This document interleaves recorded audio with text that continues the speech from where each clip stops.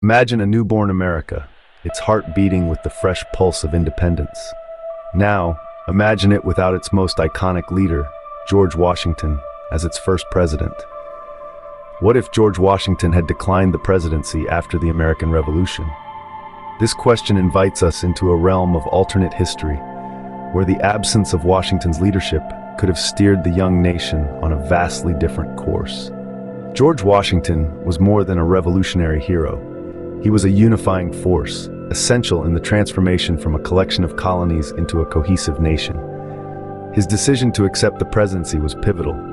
Without him, the early United States was a fragile entity, vulnerable to internal discord and external pressures. As we delve into this scenario, think about the potential leaders who might have stepped into Washington's shoes. Could figures like John Adams, Thomas Jefferson, or James Madison have held the fragile states together as effectively as he did? Without Washington at the helm, the very foundation of America might look drastically different. Let's explore how. With Washington out of the picture, who steps into the void of power? This question isn't just a curiosity, it's a portal into an alternate American timeline. Imagine the early United States, fresh from the throes of revolution, without its unanimous leader, George Washington. Into this void, several figures loom large, each capable of steering the nascent nation in dramatically different directions. First, consider John Adams, a man of profound intellect and fervent patriotism. Known for his role in drafting the Declaration of Independence, Adams's leadership style was markedly different from Washington's. Where Washington was a unifying military leader, Adams was a partisan figure, whose presidency could have heightened the ideological rifts between the emerging Federalists and Democratic Republicans. Then there's Thomas Jefferson, the principal author of the Declaration and a champion of agrarian democracy. Jefferson's vision of America was one of yeoman farmers and decentralized government, a stark contrast to the strong federal structure advocated by his contemporaries. His ascendancy to the presidency could have accelerated tensions between the agricultural South and the industrializing North, potentially leading to earlier conflicts over states' rights and federal authority.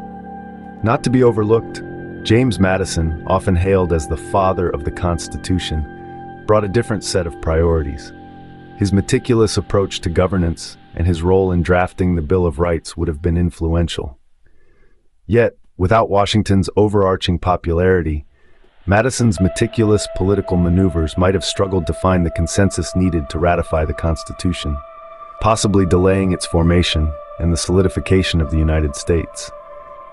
Each of these men could have shaped the early republic in unique ways. Adams might have deepened partisan divides. Jefferson could have tilted the balance towards agrarian interests, potentially neglecting the burgeoning cities. Madison might have faced an uphill battle in achieving the compromise necessary for a unified national government. A different first president could have reshaped the political landscape of America, possibly even fracturing the Union before it truly began. These alternative paths underscore not just the fragility of the early American Republic, but also the profound impact of Washington's balanced leadership in guiding a diverse and divided nation. Now picture a young America, grappling with internal conflict without its steadying first commander. Amidst the fledgling nation's growing pains, the Whiskey Rebellion emerges as a poignant example of the internal strife that could have intensified without George Washington's leadership. The year was 1791, and the newly formed United States was in dire financial straits. To bolster the national treasury, the government imposed a tax on distilled spirits, sparking outrage among Western farmers. These farmers, many of whom distilled whiskey from surplus grain to easier transport and sell, saw the tax as an unjust burden imposed by distant legislators. Under Washington's presidency, the Whiskey Rebellion was a crucial test of the federal government's authority. Washington's response was unequivocal. He personally led troops to quell the insurrection, a decisive action that underscored the power of the new central government. But what if Washington had not been at the helm? Without his influence, it's conceivable that the federal government's response would have been less decisive.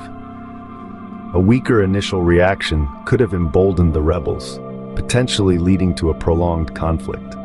As discontent simmered and governmental authority waned, other groups might have seen an opportunity to press their own grievances, leading to a cascade of insurrections. Moreover, without a forceful demonstration of federal strength, states might have felt emboldened to assert greater autonomy. In such a scenario, the very fabric of the United States could have been threatened. States with strong local governments and militias might have considered seceding from the Union, rather than submitting to what they perceived as overreach by a central authority too weak to enforce its laws. These fractures could have fundamentally altered the course of American history. The United States might have evolved not as a unified republic, but as a loose confederation of semi-autonomous states, perpetually racked by internal conflicts and lacking a cohesive national identity. The Whiskey Rebellion could have been the first of many insurrections, challenging a weaker federal authority and altering American history. Foreign threats loom. How does America respond without Washington's guiding principle of neutrality? George Washington, a figure often synonymous with the very foundation of the United States, held a steadfast commitment to neutrality. His presidency was marked by a deliberate avoidance of entanglements in European conflicts, despite considerable pressure. This approach was crucial, especially considering the volatile nature of international politics in the late 18th century. Now, let's journey into a speculative realm where Washington declines the presidency and ponder on the foreign policy paths his contemporaries might have trodden. Leaders like John Adams, Thomas Jefferson, and James Madison each harbored distinct views on how to navigate the treacherous waters of international relations. Adams, with his federalist leanings, might have favored more robust ties with Britain, potentially provoking France. On the other hand, Jefferson, an advocate of the French cause, could have steered the young nation closer to France, risking British wrath. The ripple effects of such divergent foreign policies could have been profound. Without Washington's balanced hand, America might have been pulled into the swirling vortex of European warfare. This involvement could have redirected resources and attention from crucial domestic issues like westward expansion and nation-building. Moreover, entanglement in European conflicts could have exposed American shores to greater risks, from blockades to invasions. Imagine the American landscape, its development hamstrung by war debts and military campaigns, its political unity tested by foreign allegiances. The focus on external threats could have delayed the exploration and settlement of the Western territories, altering the very timeline of American expansion. Furthermore, without Washington's influence, the development of a coherent national foreign policy might have faced steeper challenges. The differing visions of his potential successors could have led to a fragmented approach, affecting America's position on the global stage for generations.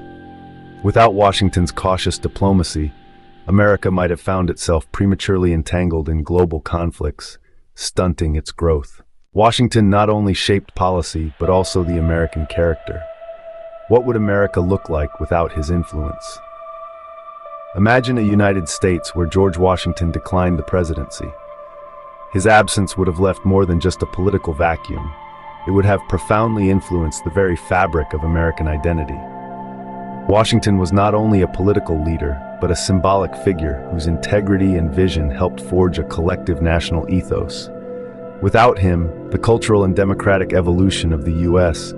might have taken a different trajectory. Perhaps other leaders, with divergent views and leadership styles, would have imprinted a contrasting set of values and ideals on the nation. This alternate America might have seen a more fragmented sense of identity, with regional loyalties outweighing a unified national sentiment. Moreover, Washington's restraint and balanced governance helped stabilize the early republic, setting a precedent for future leaders.